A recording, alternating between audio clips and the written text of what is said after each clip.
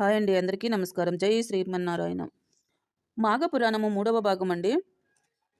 బ్రాహ్మణ పుత్రిక హరి సాన్నిధ్యానము పొందుట ఎలా ఈ వీడియోలో తెలుసుకుందాము. ప్లీజ్ అండి, ఒకే ఒక లైక్, మీరు చేసే ఒక లైక్ నాకు ఎంతో ఉపయోగపడుతుందండి.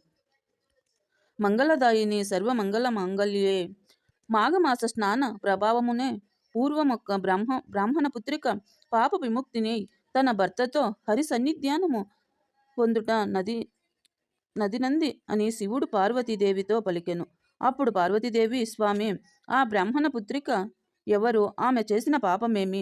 మాఘ స్నానమున పాప విముక్తి ఎందుకు చేసుకునేను? వివరముగా చెప్పమని కోరగా శివుడు ఇట్లా చెప్పెను. దేవి వినుము. పూర్వము సౌరాష్ట్ర దేశమున బృందానగరం అనే గ్రామంలో సుదేవుడనే బ్రాహ్మణుడుండేవాడు. అతడు సదాచారవంతుడు, వేదశాస్త్ర పండితుడు. అతనికి శిష్యులు చాలామంది ఉండేవారు. వారు గురుసేవ చేస్తూ విద్యాభ్యాసం చేస్తూ ఉండేవాళ్ళు. ఆ సుదేవునికి సర్వమంగళ సుందరి అయిన కుమార్తె ఉండేది. పొడవైన కేశములతో చక్కని ముఖముతో ఆమె మిక్కిలి మనోహరముగా ఉండేది. ఇట్టి కుమార్తెను ఎవరికిచ్చి వివాహం చేయగలనని అతడు విచారిస్తూ ఉండేవాడు. ఒకనాడు సుమిత్రుడు అనే శిష్యుడు సమిధులు, దర్భాలు మొదలైన వాటి కోసము గురువు పంపగా వెళ్ళాడు. బంతితో ఆడుకుంటున్న గురుపుత్రిక కూడా సుమిత్రుని వెంటబడి వెళ్ళింది. సుమిత్రుడు చాలా దూరము పోయి ఆ అరణ్యములో ఒక జలాశయాన్ని చూశాడు. ఆ చెరువు గట్టున ఎత్తైన చెట్లు ఉన్నాయి. నీరు నిర్మల మనోహరముగా ఉంది. పద్మాలు, వానిపై రాలే తుమ్మెదల రౌల, అనేక వర్ణములలో నుంచి కలువలు, జల సంచారము చేయు జలప్రాణుల విహారము మొదలైన వానిచే ఆ సరస్సు మనోహరముగా నుండెను. కోకిలలు గుంపులు కట్టి మధుర తత్వములు చేయచుండెను. చిలుకలు గోరువంకలు చేర్చిన మాటలను పలుకుచున్నవి. ఎత్తైన చెట్లతో కప్పబడిన ఆ ప్రదేశము ఒక ఏకాంత మందిరములే ఉంది. గురుపుత్రిక ఆ చెరువులోకి నీరు త్రాగి అచట వృక్షములకి ఉన్న పండ్లను తిని ఒక చోట కూర్చుండెను. సుమిత్రునిపై మనసు పడింది. మనము ఏది అయినా పాపం చేసినచో మనం ఇద్దరము చిరకాలము నరకవాసము చేయవలసియుండును.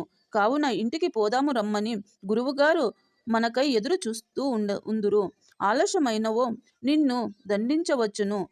సమిధలు, దర్భాలు మున్నగు వాటిని తీసుకొని పోదాము రమ్ము అని పిలిచెను. గురుపుత్రిక ఆ మాటలను విని, ఓయి, నీవు ఇంటికి తిరిగి వెళ్ళే, నేను రానిచో మా తండ్రి నిన్ను శపించును. ఏమి చెయ్యాలో అర్థం కాక గురువు శిష్యుడు సరే అన్నాడు.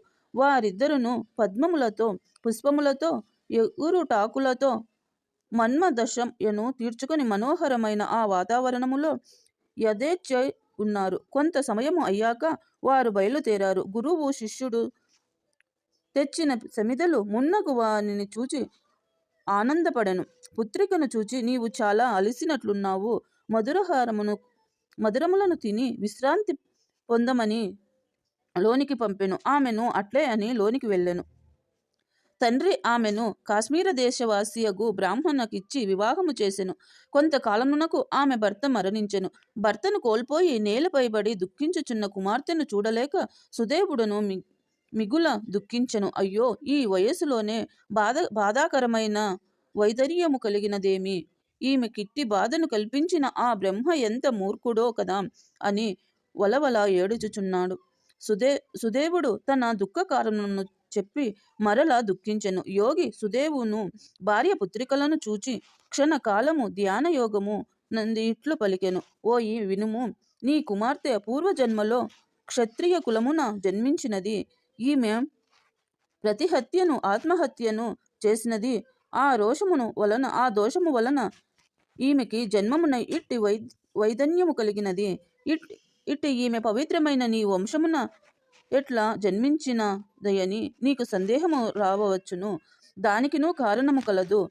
వినుము. ఈమె తన పూర్వజన్మంలో మాఘమాసమున పారు సరస్వతీ నది తీరమున గౌరీ వ్రతము నాచరించు వారితో కలిసి వారు ఇసుకతో చేసిన గౌరీదేవిని పూజించుచుండగా ఈ వ్రతమును చూసినది.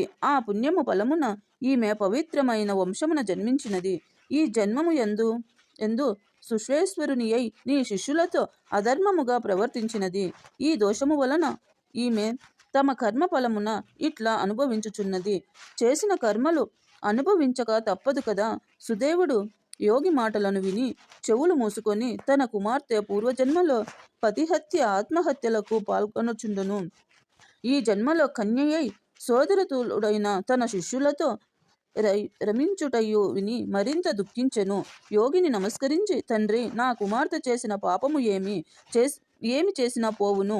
ఆమె భర్త జీవించుట ఎట్లా జరుగును? దయయుంచి చెప్పమని వేడుకొనెను, ప్రార్థించెను. అప్పుడు ఆ యోగి, ఓ ఈ విద్యాంసుడా, నీ కుమార్తె చేసిన పాపములు పోవుటకు ఆమె మాంగళ్యము నిలుచున్నట్లుగా చేయుటకొక ఉపాయము ఉన్నది. శ్రద్ధగా వినుము. మాఘమాసమున ప్రాంతకాలమున స్నానం ఆచరించి ఆ నది తీరమును కానీ సరస్సు తీరమున గౌరీదేవిని చేసి షోడశోపచారములతో పూజించవలెను. సువాసినులను దక్షిణలతో ఆ గౌరీదేవిని సమర్పించవలెను.